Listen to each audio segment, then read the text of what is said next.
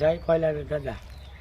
આજે આપણે બિલખા જે કોયલાવીર દાદા કરીને બિલખાની વાયમાં બેઠા છે અને ઘણાને ખબર નથી. બે પરિવારમાં આ કોયલાવીર દાદા પૂંજાય છે અને કોઈ પરિવાર દાદાને કળા કરે છે નિવેદમાં અને કોઈ પરિવાર ચોખા કરે દાદાના. ભાઈ તો ભાવ છે દાદાને, તમે કળા જમાડો કે પછી ચોખા જમાડો, બરાબર.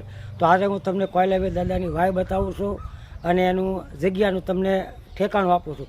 ને બે પરિવારમાં છે, એક પ્રજાપતિ રાવળ અને પ્રજાપતિ જીકાદરા પરિવાર. બે પરિવારમાં કોયલાવીર દાદા પૂંજાય છે. તો જે તમને સામો ગેટ દેખાય ને એ ગેટની બહાર નીકળો ને એટલે શેઠ સગાડસાની જગ્યા આવે, જે સેલૈયા ધામ કહેવાય ને શેઠ સગાડસાની જગ્યા. ત્યાંથી એની સામેનો ડેલો છે, ડેલાની મહેલ આવો, આ ગેટ ખોલી અંદર આવો એટલે અહીંયા કબ્રસ્તાન છે. ને કબ્રસ્તાનની અંદર હાલો હું તમને દેખાડું, બરાબર. ત્યાંથી તમે હાલતા હાલતા આવો, એ હાલતા હાલતા આવો મોટી આંબલી આવે છે, આંબલી આવે અને સામે એક હઝરત ઈસા મસીહ વહી આમે જે કોઈ આપણે મુસલમાનનું કોઈ દરગાહ છે, દરગાહ છે. અને જે આ ભાઈ જ્યાં રહે છે ને એ પોતે દાદાનું ધોપિયું ફેરવે. આપણે તો એ 12 મહિને ક્યારેક 2 વર્ષે 3 વર્ષે આવી, પણ આ મુસલમાન છે છતાં તો એક માં રહે છે. એ માં દાદા દીવો કરે, અગરબત્તી કરે અને એ લોકો પણ કે દાદાનું કે બહુ હાસ અમને દાદાની દયાથી અહીંયા રહે છે. હાલો તો હું તમને વાવ દેખાડું, દાદાને દર્શન કરાવું. પણ ત્યાં અત્યારે શું છે, સોમાવું છે અને અત્યારે મેં અંધારેલો છે, વરસાદ જેવું છે એટલે મારી પર અંધારું, પણ છતાં આપણે આવ્યો છું તો હું તમને દેખાડી દઉં. હાલો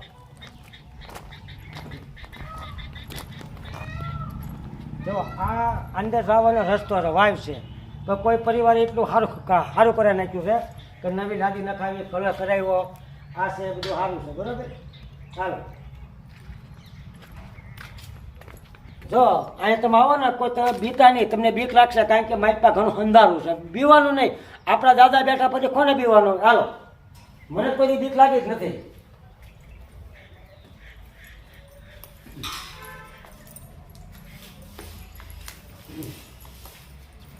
અહીંયા બધું બહુ સારું છે, હજાર એવું છે. આ વાય બહુ જૂની વાય છે. અને જો અહીંયા એક આપણે છે ને અહીંયા ભાદાવદ નિવાસી છે અને જો આનું નામ છે ત્રિભુવનદાર ધનજીભાઈ શાહ ના પરિવારના ખેતલિયા બાપાનું સ્થાન. હવે શાહ એટલે જ્યાં આ વાણિયા થાય ને એ વાણિયાના પરિવારના ખેતલિયા દાદા છે, બરોબર.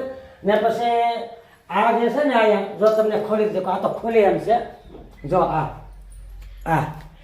છે ને સોવટિયા પરિવારના કુલદેવી છે, સોવટિયા પરિવાર. હવે સોવટિયા તો જો પટેલમાં હોતા, પટેલ સમાજમાં આવે, પછી ગુજર કુંભારમાં પણ આવે છે અને હું પણ કુંભાર જ છું. હવે સોવટિયા પરિવારના કુલદેવી છે, ખબર છે? કાંઈ નહીં, જે કોઈ પણ હોય માતાજી આપણે હું પગે લાગો, હું આવું એટલે દીવા કરું, બહુ સારું છે, બરોબર. જોઈ ગયો સોવટિયા પરિવાર. હા, આ બધું સોવટિયા પરિવારે સારું કરેલું છે. અને કોયલાવીર દાદા છે ને એ આપણે અંદર છે. જો આમ તમે જોવો ને તો તમને ઓલું લાગશે થોડો. હાલો મારી રાવ. આ બિલખાની વાવ કે આ બિલખાની વાવ કે ને કોયલાવીર છે ને એ. અને આપણા કોયલાવીર દાદાનું મેન સ્થાનક હોય ને તો એ આ. ને આપણે તો 12 તાસ આપણે લખેલું છે. તો તમે કોઈ બીતા નહીં તમતા ને તમને ટોસો નહીં પડે. એમાં સોમાવું છે ને એટલા બધું ઉપર અંધારું છે બધું. ચાલો મારી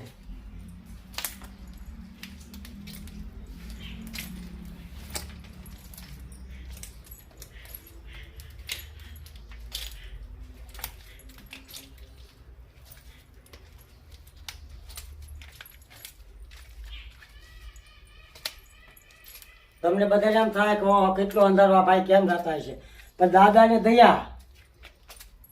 જો મેં આગળ અહીંયા શ્રી પગદેરુ દાદાને દીવાબત્તી કરી છે. પછી મને એમ છું કે આ બધા પરિવારને દેખાડો, હું આ બધા પરિવારને દેખાડું. જો અહીંયા બોર્ડ મારેલું છે, કોયલાવીર દાદા રાવળ પરિવાર પ્રજાપતિ ભાવનગર. હા, મેં દીવાબત્તી નાખી દીવાનું બધું કર્યું હતું. જો કોયલાવીર દાદા, આપણે કોયલાવીર દાદા છે. અને કોયલાવીર દાદાની સામે છે ને એ ખોડિયારમાંનું સ્થાનક છે. આ ખોડિયારમાં છે.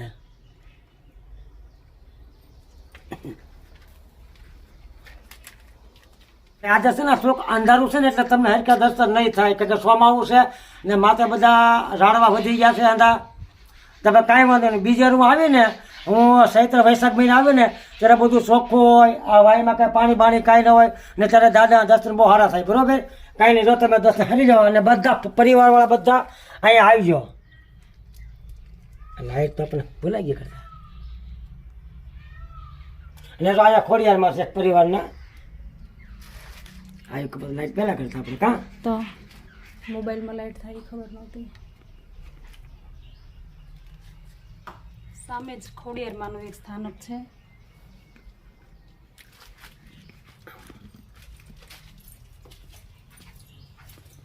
જય દાદા, આશીર્વાદ આપો. રજા લઉં છું. તું તને ઘેર પગી જાઓ. સદાય માટે મારી માથે આપણી કૃપા રાખજો અને રક્ષા કરજો.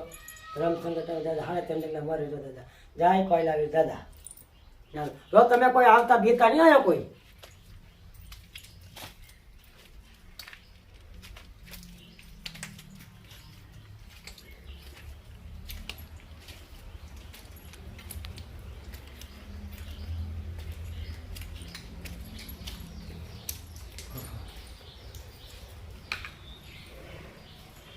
વરસાદ ચાલુ થઈ ગયો છે, ધીમો ધીમો વરસાદ.